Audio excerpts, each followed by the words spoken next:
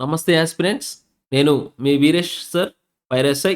So, ఈరోజు నేను మీ ముందుటికి ఆర్ఆర్‌బీ గ్రూప్ డి ఎగ్జామ్ యొక్క ఆహ్, ర్యాపిడ్ రివిజన్ స్ట్రాటజీ గురించి చెప్పడానికి మీ ముందున్నాను. సో, మొదటగా మీ అందరికీ మొన్నటి వీడియోకి వచ్చిన రెస్పాన్స్ గురించి అందరికీ థ్యాంక్ యూ. సో, నెక్స్ట్ ఏంటంటే ఇప్పుడు RRB group D exam November 17 నుంచి జరగబోతుంది. సో, దాని గురించి చాలామంది రెస్పాండ్ అవుతూ కామెంట్ చేస్తున్నారు. సార్ ఎక్కువ మాకు ఈ ఎగ్జామ్ ఉంది. సో, దాని గురించి ర్యాపిడ్ రివిజన్ ఎలా చేయాలి ఎక్స్‌ప్లెయిన్ చేయగలరని. సో, మీ అందరి గురించి ఒక ర్యాపిడ్ రివిజన్ ప్లాన్ ఇద్దామని నేను మీ ముందుకొచ్చాను. సో, మొదటగా ఫస్ట్ మనం ఈ ఒక ఎగ్జామ్ గురించి జిస్ట్‌లో చూసుకుందాం ఒకసారి ఏమేంటి ఎగ్జామ్ గురించి. So, first important topics, syllabus, exam pattern ఎలా ఉంటది. అంటే మీ అందరికి తెలుసు. మళ్ళొకసారి రివిజన్ టక ఒక 2, 3 నిమిషాల్లో మనం చేసేద్దాం. సో, ఫస్ట్ ఏంటంటే వీరేష్ నేను ఫైర్ ఎస్ఐ. సో ఈ లెవెల్ 1 పోస్ట్ ఇది మీకు తెలుసు. So, first computer based test ఉంటది. తర్వాత ఫిజికల్ ఎఫిషియన్సీ టెస్ట్, తర్వాత డాక్యుమెంట్ వెరిఫికేషన్, తర్వాత మెడికల్ ఎగ్జామినేషన్. సో, మనం కంప్యూటర్ బేస్డ్ టెస్ట్ కాబట్టి మల్టిపుల్ చాయిస్ క్వెషన్స్ ఉంటాయి అవన్నీ. 100 క్వెషన్స్, 100 మార్క్స్. సో, 90 మినిట్స్ మనకి డ్యూరేషను. సో, నెక్స్ట్ వచ్చేసి ఎగ్జామ్ స్ట్రక్చరు. జనరల్ సైన్స్ ఇందులో 4 సబ్జెక్ట్స్ ఉన్నాయి గదా! General science 25 questions, 25 marks.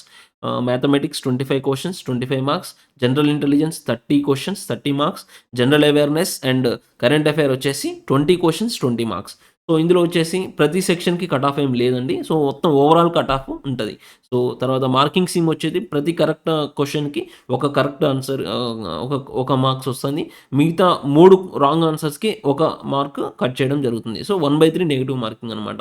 So, next వచ్చేసి సబ్జెక్ట్ వైస్ బ్రేక్ డౌన్ అంటే మ్యాథమెటిక్స్ 25 మార్క్స్‌లో ఇంపార్టెంట్ టాపిక్స్ నేనిచ్చానిక్కడ. సో, ఇవన్నీ మీరు నోట్ చేసుకోగలరు. ఒక 2 సెకండ్స్‌లో. ఇక్కడ టిప్ ఏంటంటే first short cuts and tricks ప్రతి చాప్టర్‌లో మీరు నేర్చుకోవాలి. సో, అవి అవి ఎందుకు ఉపయోగపడతాయంటే షార్ట్ కట్స్ ఫాస్టర్ క్యాలిక్యులేషన్స్ అంటే బేసిక్ మనకి కాన్సెప్ట్ తెలియకుండా మనం ఆహ్, తో ఫాస్టర్ క్యాలిక్యులేషన్ చేయలేము.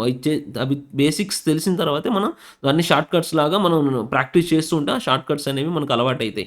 సో, ఆ రెగ్యులర్‌గా ఇంకా మనం ప్రాక్టీస్ చేయడం వల్ల ఇంకా అక్యురసీ స్పీడ్ అనేది పెరుగుతది.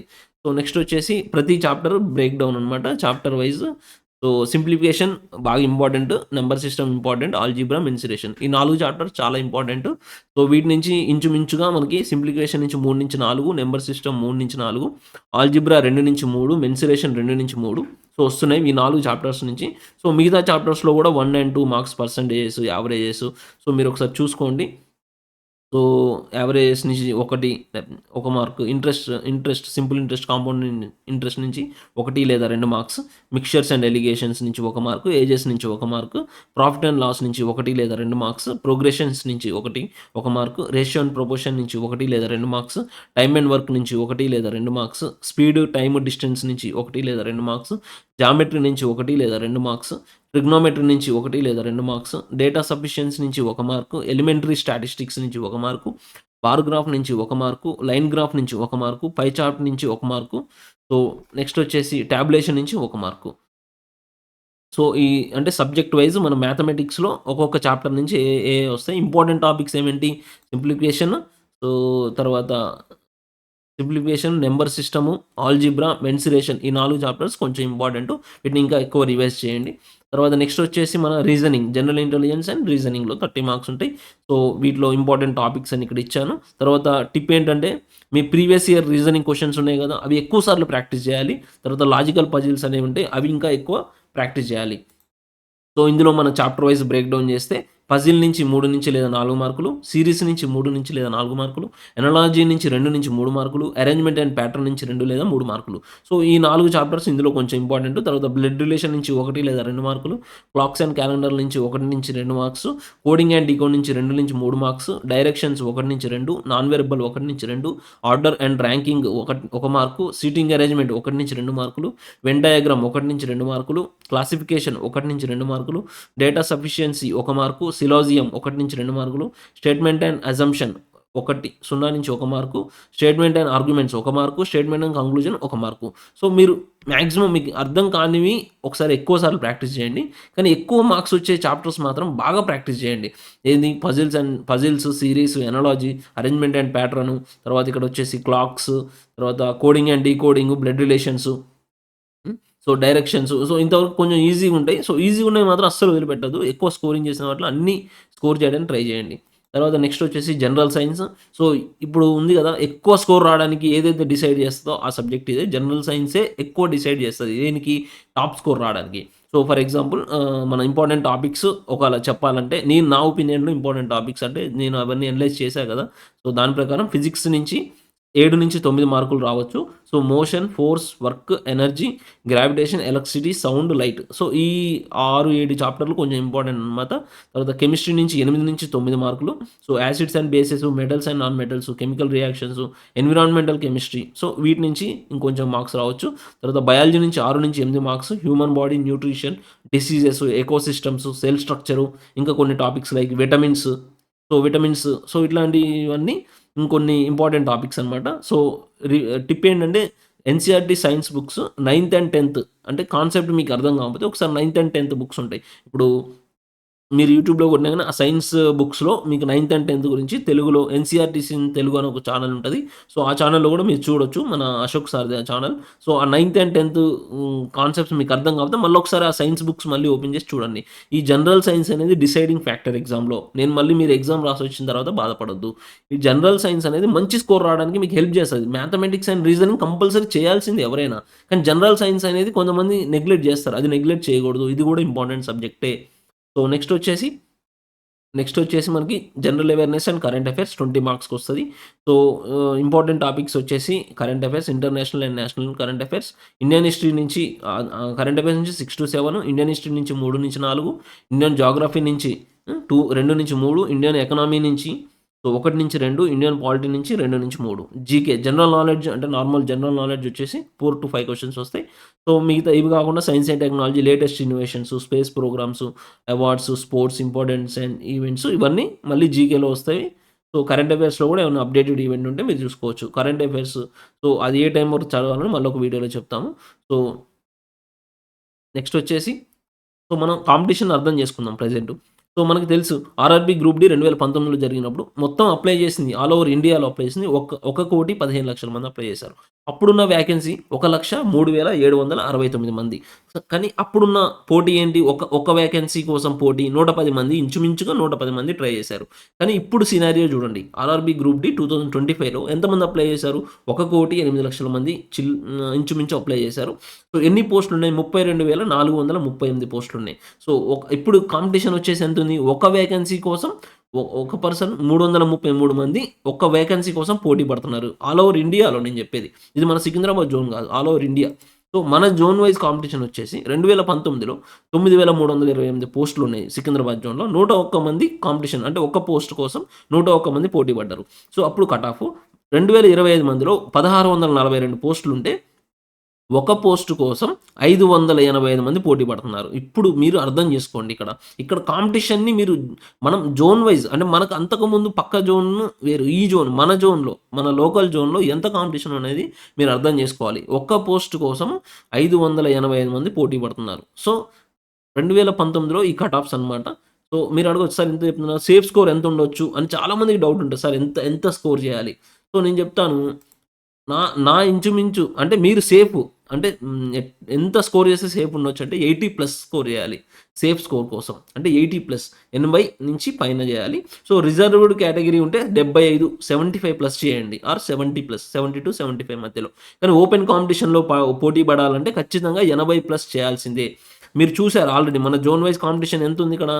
ఇక్కడ ఎంతుంది? 585 మంది ఒక్క పోస్ట్ కోసం పోటీ పడుతున్నారు. సో, మీరు పోటీ తీవ్రతను అర్థం చేసుకొని చదవాలి ఎప్పుడైనా. సో, నేను అనలైజ్ చేసిన ప్రకారం ఎంత స్కోర్ చేయొచ్చు ఒక సబ్జెక్టు ఇంచుమించు అంటే కొంచెం కష్టపడితే. జనరల్ సైన్స్ నుంచి 20 మార్క్స్ ప్లస్ స్కోర్ చేయాలి. మ్యాథ్స్ నుంచి 21 ప్లస్ చేయాలి. సో, రీజనింగ్ అనేది కొంచెం ఈజీగా వస్తది కాబట్టి మీరు 27+ స్కోర్ చేయడానికి అవకాశం ఉంటది. తర్వాత general awareness and current affairs 12+ score చేయాలి. సో, మీరు ఇందులో ఎక్కువ స్కోర్ చేసి ఎక్కడైనా కానీ యావరేజ్‌గా ఆల్ ఓవర్ అందరి స్టూడెంట్స్ నుంచి రిప్లై తీసుకొని మేము అనలైజ్ చేసిన దాని ప్రకారం ఈ ఏరియాలో స్కోర్ చేయొచ్చు. సో, 20, 21, 41, 21, 68, 80, 80+ స్కోర్ చేయడానికి అవకాశం ఉంది. సో, దీంట్లో మీరు ఎంత టార్గెట్ ఇప్పుడు ఫర్ ఎగ్జాంపుల్ 80+ అని కదా! అప్పుడు మీరు ఎన్ని అటెంప్ట్ చేయాలనేది మీరు డిసైడ్ చేసుకోవాలి ఫస్టు. మీరిప్పుడు ఫర్ ఎగ్జాంపుల్ నేనున్నాను. నాకు 80 టార్గెట్ రావాలని నేను టార్గెట్ పెట్టుకున్నాను. సో, 80 రావాలంటే నేను ఒకవేళ 100 అటెంప్ట్ చేశాననుకోండి. 100 అటెంప్ట్ చేశాననుకోండి. 100 ఒకవేళ 100 అటెంప్ట్ చేశాననుకోండి, అప్పుడు నేను 100 అటెంప్ట్ చేస్తున్నాననుకోండి. 100కి 100 క్వెషన్స్ అటెంప్ట్ చేశాననుకోండి. అప్పుడు ఎన్ని కరెక్ట్ అవ్వాలి? ఖచ్చితంగా డామ్ షూర్‌గా 85 క్వెషన్స్‌కి నేను డామ్ షూర్‌గా కంపల్సరీగా రైట్ ఆన్సర్ పెట్టి రావాలి. అప్పుడు మాత్రమే నేను 80 స్కోర్ చేయాలంటే 100 క్వెషన్స్ అటెంప్ట్ చేయగలను. 85 చేస్తే మిగతా 15 మార్క్స్ కదా! 15 క్వెషన్స్ నెగెటివ్. అంటే ఎన్ని? ఇంటూ 1/3 అంటే ఎన్ని మార్క్స్ పోతాయి? 5 మార్క్స్ పోతాయి. సో, 5 మార్క్స్ పోయినప్పుడు 85 నుంచి 5 పోతే 80 స్కోర్. అంటే నేను అచీవ్ చేయాల్సిన స్కోర్ 80 అయినప్పుడు నేను ఎన్ని క్వెషన్స్ ఒకవేళ 100 అటెంప్ట్ చేస్తే ఖచ్చితంగా 85 డామ్ షూర్ అనేది ఉండాలి. సో, ఇలా మీరు ఒక టార్గెట్‌ని పెట్టుకోండి. ఫర్ ఎగ్జాంపుల్ 72 పెట్టుకున్నారనుకోండి. ఆ! ఫర్ ఫర్ ఎగ్జాంపుల్ 72 టార్గెట్ పెట్టుకున్నారనుకోండి. అప్పుడు 100 క్వెషన్స్ అటెంప్ట్ చేశారనుకోండి. అప్పుడు మీరు డామ్ షూర్‌గా ఖచ్చితంగా ఎన్ని క్వెషన్స్ రైట్ చేయాలి? కంపల్సరీగా 79 అటెంప్ట్ చేయాల్సిందే. కరెక్ట్ ఆన్సర్స్ అంటే కరెక్ట్ చేయాలి ఇవన్నీ. అప్పుడు మిగతా ఎన్ని రాంగ్ ఉంటాయి? 21 రాంగ్ ఉంటే ఒకవేళ 1/3 పోతే అప్పుడు ఎన్ని పోతాయి? 7 మార్క్స్ కట్ ఆఫ్ అయితాయి. సో, 70 అంటే 72 వస్తాయి. సో, నా సజెషన్ ఏందంటే మీరు అన్ని అటెంప్ట్ చేయొద్దని నేను చెప్పట్లేదు. సో, మీ ప్లాన్ అనేది మీరు సూటబిలిటీ మీకెలా సూట్ అయితుంది? మీరు ఎగ్జామ్‌కి ఎలా కన్వీనియంట్‌గా ఉన్నారు? సో, కొంతమందేందంటే అన్ని క్వెషన్స్ అటెంప్ట్ చేస్తారు. కొంతమందేందంటే నేను 80 అటెంప్ట్ చేస్తా. నేను 70 ప్లస్ తెచ్చుకుంటా. నేను 90 అటెంప్ట్ చేస్తా. నేను 80 ప్లస్ తెచ్చుకుంటా. నాకు డామ్ షూర్ క్వెషన్సే అటెంప్ట్ చేయాలనుంది. సో, ఇలా ఉంటది ప్లాన్. సో, మీ సూటబుల్ ఎలా అయితుంది?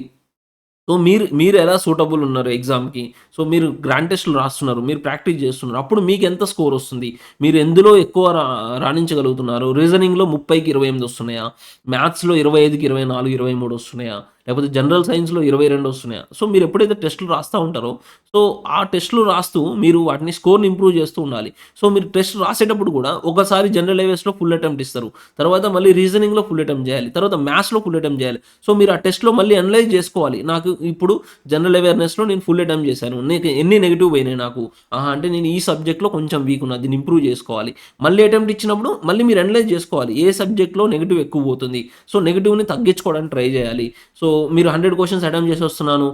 ఒక 70 మార్క్స్ వచ్చాయని సేఫు అని పేపర్ వదిలేయకూడదు. ఆ పేపర్‌ని తీసుకొచ్చుకొని మళ్ళీ పేపర్‌ని అనలైజ్ చేయాలి. నేనెందుకు ఆ క్వెషన్‌ని తప్పు చేశాను? నేనెందుకు ఆ సెక్షన్‌లో నేను తప్పు చేశాను? నేను ఏ చాప్టర్‌లో వీక్ ఉన్నాను? నేను ఏ సెక్షన్‌లో వీక్ ఉన్నాను? రీజనింగ్‌లో నాకు పక్కన వాళ్ళకి 28 వచ్చినప్పుడు నాకెందుకు రాట్లేదు? నేను ఏ చాప్టర్‌లో వీక్ ఉన్నాను? ఆ చాప్టర్‌ని మళ్ళీ అనలైజ్ చేసుకొని, మళ్ళీ దాన్ని మీరు మంచిగా రివైజ్ చేసుకొని, మళ్ళీ ప్రిపేర్ అయ్యి మళ్ళీ ఎళ్ళాలి. సో, ఎప్పుడైతే మీరు ఇలా ఖచ్చితంగా టెస్ట్‌లు రాస్తూ, రివైజ్ చేస్తూ, మీ తప్పుల్ని తెలుసుకుంటూ, మీరు మళ్ళీ నెక్స్ట్ అటెంప్ట్‌లో మంచిగా ఇంకా ఇంప్రూవ్ అయితున్నారో, సో, మీకప్పుడు ఇంకా యాక్టివ్ అయితారనమాట. అంటే మీ మైండ్‌లో ఇంకా అరే! ఇంకా బాగా చదవాలి, ఇంకా బాగా చదవాలి, ఇంకా ఎక్కువ స్కోర్ చేయాలి. సో, మీకు మంచి ఎంతూజియాజం క్రియేట్ అయితది. అంటే ఇంకా బాగా చదవాలి, ఇంకా స్కోర్ చేయాలనేది క్రియేట్ అయితది. సో, మీరు మీ నెగెటివ్ పాయింట్స్‌ని మీరు తెలుసుకోవాలి ఫస్టు. మీ ఎగ్జామ్ రాస్తున్నప్పుడు మీ నెగెటివ్ పాయింట్స్ తెలుసుకోవాలి. సో, తెలుసుకొని నెక్స్ట్ ఎగ్జామ్‌లో అయి రిపీట్ కాకుండా చూసుకొని మన స్కోర్‌ని పెంచుకోవాలి. సో, ఇదే మీరు రివిజన్ చేసేది ఇదే మెయిన్. సో, నేను చెప్పే రివిజన్ స్ట్రాటజీలో మెయిన్ పార్ట్ ఏందంటే టెస్ట్. టెస్ట్‌లు ఖచ్చితంగా మీరు ఎన్ని ఎక్కువ టెస్ట్‌లు రాయాలంటే అన్ని ఎక్కువ రాయాలి. టెస్ట్‌లు రాసి మళ్ళీ ఈ పేపర్‌లను పడేయొద్దు. టెస్ట్‌లు రాసి దాన్ని అనలైజ్ చేయాలి. మీరు ఎన్ని మార్క్స్ వచ్చాయి? నాకెందుకు తక్కువొచ్చాయి? అనేది మీరు ఖచ్చితంగా అనలైజ్ చేసుకొని, ఆ టెస్ట్‌లని ఇంకా ఇంప్రూవ్ చేసుకోవాలి. నెక్స్ట్ ఈరోజు ఒక టెస్ట్ రాసారు. మళ్ళీ ఎల్లుండి ఒక టెస్ట్ రాసారు. సో, ఆ టెస్ట్‌లో నేను క్లాక్స్ చాప్టర్‌లో నేను ఒక ప్రాబ్లమ్ తప్పు చేశాను. సో, ఆ క్లాక్స్ చాప్టర్‌ని మళ్ళొకసారి రివైజ్ చేసుకోవాలి. మీరు ఆ రోజు నైటే రివైజ్ చేసుకోవాలి. సో, అట్లా. సో, టెస్ట్‌లు మళ్ళొకసారి మీకు టైమ్ టేబుల్ దీని గురించి మళ్ళీ ఈ ర్యాపిడ్ రివిజన్ 2 నెలలు ఇప్పుడు మీకు ఓవరాల్‌గా నేను ఎలా ఎగ్జామ్ రాయాలని చెప్పాను. మళ్ళొకసారి టైమ్ టేబుల్ అంటే నీట్‌గా ఎప్పటి వరకు ఏం చేయాలి? సో, టైమ్ టేబుల్ ఎలా ఉండాలని మళ్ళీ నెక్స్ట్ వీడియోలో మీకు ఖచ్చితంగా నేను ఎక్స్‌ప్లెయిన్ చేస్తాను. సో, ఓపికగా ఈ లెసన్ విన్నందుకు సో, అందరికీ థాంక్ యూ. సో, ఈ వ్యాస్ ఇన్‌స్టిట్యూట్ ఆఫ్ పోలీస్‌ని ఖచ్చితంగా అందరూ సబ్స్క్రైబ్ చేసి లైక్ చేయగలరని కోరుతూ so, I am signing off Veeresh. Thank you all.